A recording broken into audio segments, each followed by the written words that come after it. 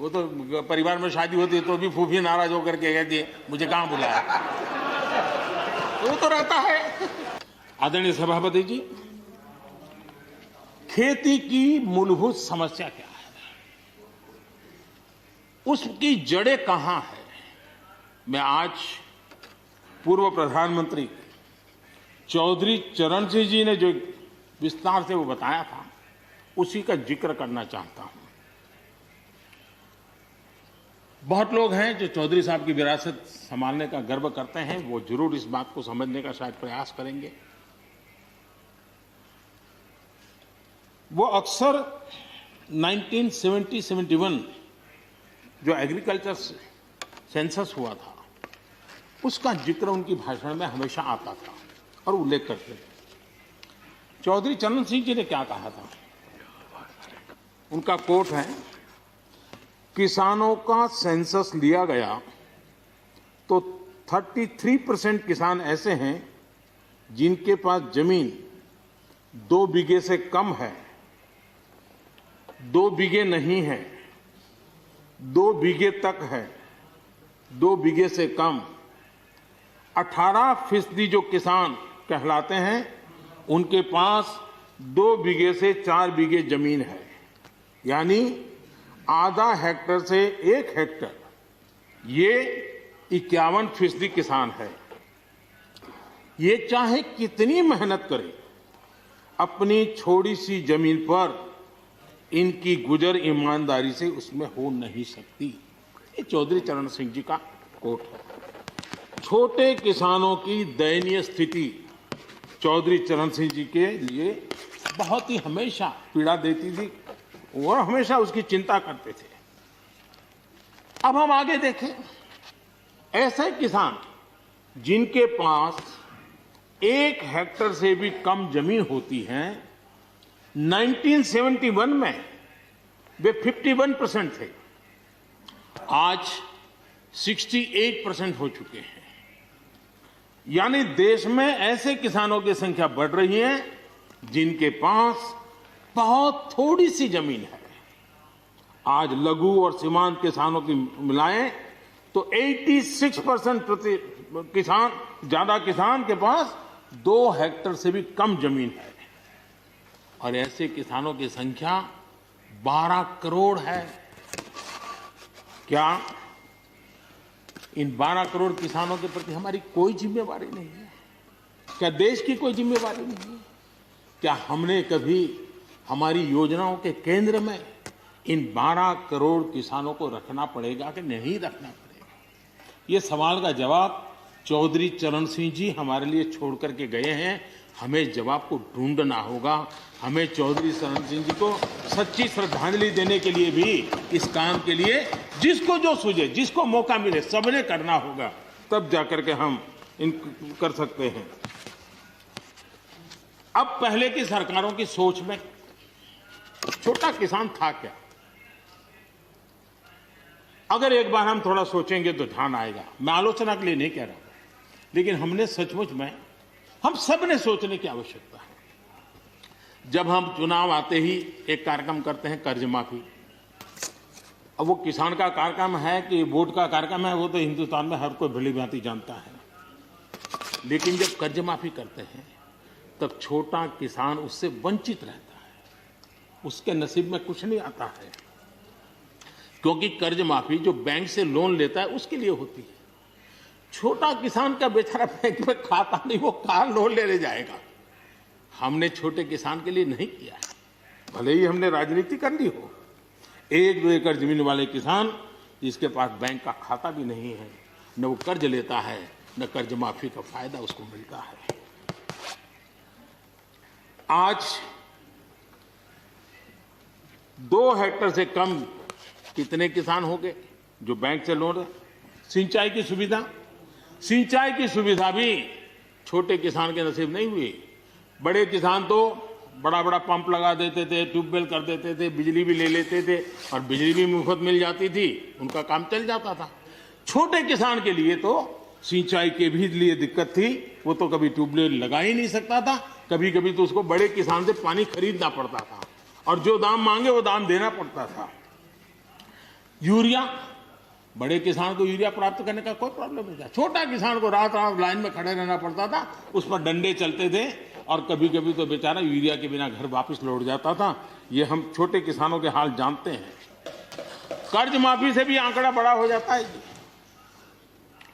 छोटा किसानों को किसान क्रेडिट कार्ड, हमारे यहाँ किसान क्रेडिट कार्ड हुए, लेकिन बड़े किसानों तक गए और वो बैंक से बहुत ही, कुछ तो राज्यों में 0% से ब्याज से उनको मिल जाते थे पैसे, और उनके कोई न कोई दो धंधा व्यापार होता था, पैसे वहां भी लग जाते थे। छोटे किसान के नसीब में ये नहीं था। हमने तय किया हिंदुस्तान के हर किसान को किसान क्रेडिट कार्ड देंगे। इतना ही नहीं, हमने उसका तो दायरा फिशरमैन तक भी बढ़ा दिया। उसी प्रकार से हम एक योजना ले आए, प्रधानमंत्री सम्मान निधि योजना। सीधे किसान के खाते में, और ये गरीब किसान को, जिसके पास कभी इस प्रकार की मदद नहीं पहुंची। 10 करोड़ ऐसे परिवार हैं जिनको इसका लाभ मिल गया। और अगर बंगाल में राजनीति आड़े न आती तो बंगाल के किसान भी अगर जुड़ गए होते तो ये आंकड़ा उससे भी ज्यादा होता। और अब तक 1,15,000 करोड़ रुपया इन किसानों के खाते में गया। ये गरीब छोटे किसान, उनके पास गया है। हमारी सब योजनाओं के केंद्र बिंदु में सॉइल हेल्थ कार्ड, हमने 100% सॉइल हेल्थ कार्ड की बात कही, ताकि हमारे छोटे किसान को भी उसकी जमीन कैसी है, कौन सी उपज के लिए योग्य होगा। हमने 100% सॉइल हेल्थ कार्ड के लिए काम किया। उसी प्रकार से हमने यूरिया का नीम कोटिंग 100% किया। 100% के पीछे इरादा हमारा यही था कि गरीब से गरीब किसान तक भी यूरिया पहुंचने में रुकावट ना हो, यूरिया डाइवर्ट होता है बंद हो, और उसमें हम सफल भी हुए। छोटे और सीमांत किसानों के लिए हमने पहली बार पेंशन की सुविधा की योजना लेकर के आए, और मैं देख रहा हूं कि धीरे धीरे हमारे छोटे किसान भी आ रहे हैं। उसी प्रकार से प्रधानमंत्री ग्राम सड़क योजना, प्रधानमंत्री ग्राम सड़क योजना ये सिर्फ एक रोड नहीं है, ये किसानों की गांव की जिंदगी को बदलने का एक बहुत बड़े यश रेखा होती है, और इसलिए हमने उस पर भी बल दिया। पहली बार हमने किसान रेल की कल्पना की। छोटा किसान का माल बिकता नहीं था, आज किसान रेल के कारण गांव का किसान रेलवे के माध्यम से मुंबई के बाजार तक अपना माल बेचने लगा, फल सब्जी बेचने लगा है, उसका लाभ ले रहा है। छोटे किसान को फायदा हो रहा है। किसान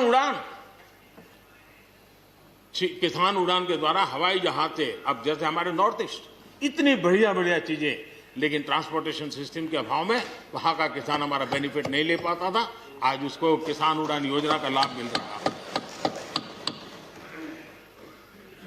छोटे किसानों की परेशानियों से हर कोई परिचित है। समय समय पर उनके सशक्तिकरण की मांग भी उठी है। हमारे आदरणीय शरद पवार जी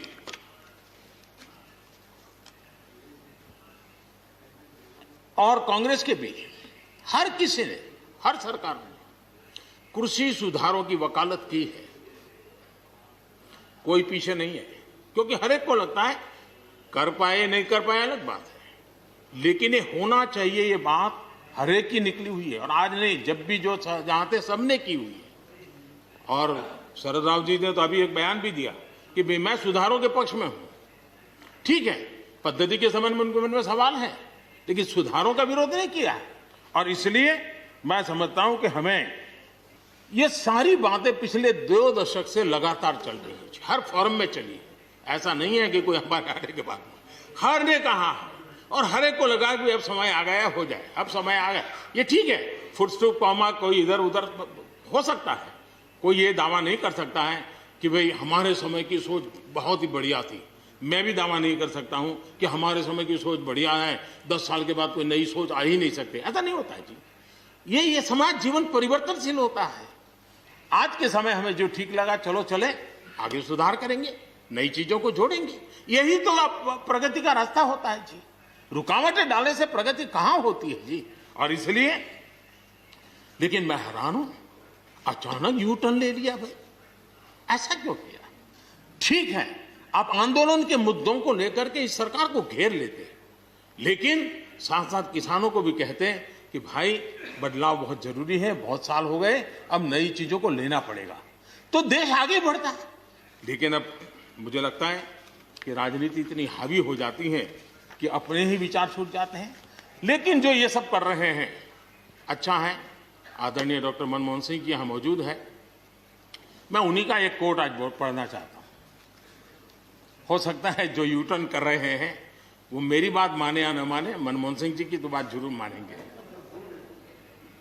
आदरणीय मनमोहन सिंह जी ने किसान को उपज बेचने की आजादी दिलाने, भारत को एक कृषि बाजार दिलाने के संबंध में अपना इरादा व्यक्त किया था और वो काम हम कर रहे हैं। और मुझे आप लोगों को गर्व होना चाहिए कि देखिए मनमोहन सिंह जी ने कहा था वो मोदी को करना पड़ रहा है। गर्व कीजिए।